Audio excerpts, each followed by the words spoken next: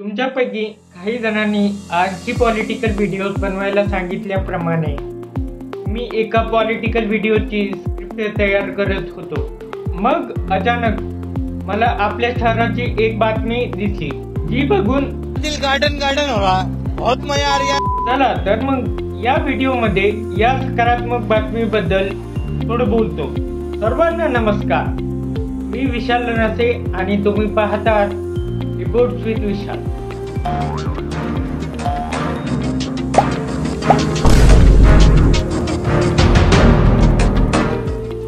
चला तर मग या बातमीला सुरुवात करूया। दिल्ली या शहराचा म्हणजेच आपल्या राजधानीचा विचार करताच तुमच्या मनात काय येते? अर्थातच ही राजधानी आहे, पण या राजधानीतील एक नकारात्मक गोष्ट म्हणजे हवेची गुणवत्ता। हा निवडणुकीचा मुद्दा कधी बनेल ते तर देवच जाणे, बाकी नुसतं हिंदू मुस्लिम तेच बघून घ्या। हमारे यहाँ ऐसा ही होता है। मात्र आपल्या छत्रपती संभाजीनगरसाठी एक चांगली बातमी आहे। नॅशनल क्लीन एअर प्रोग्राम म्हणजेच NCPA च्या क्वार्टरली रिपोर्टनुसार छत्रपती संभाजीनगर आपल्या शहरातील हवा ही राज्यातील दुसरी सर्वाधिक स्वच्छ व आरोग्यदायी हवा ठरली आहे। देशभरातील आणि महाराष्ट्रातील मुख्य शहरांमध्ये वेगाने वाढत्या वायू प्रदूषणाचा सामना करण्यासाठी केंद्र सरकार आणि राज्य सरकारने काही उपाययोजना केल्या आहेत। इतर महानगरपालिकांनी जसे केले, छत्रपती संभाजीनगर महानगरपालिकेला NCAP कडून कोट्यावधी रुपयांचे अनुदान मिळाले होते। त्यानुसार CSMC ने या निधीचा वापर करून हवामान सुधारण्यासाठी ठोस पावले उचलली आहे। याचे श्रेय प्रशासक G श्रीकांत यांना जाते। त्यांनी प्रभावी परिणामासाठी या उपक्रमांना गती दिली।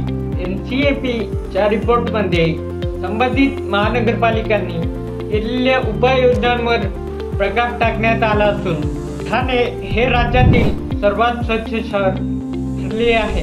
देशभरातील 126 शहरांमध्ये आपले शहर 12व्या स्थानावर आहे।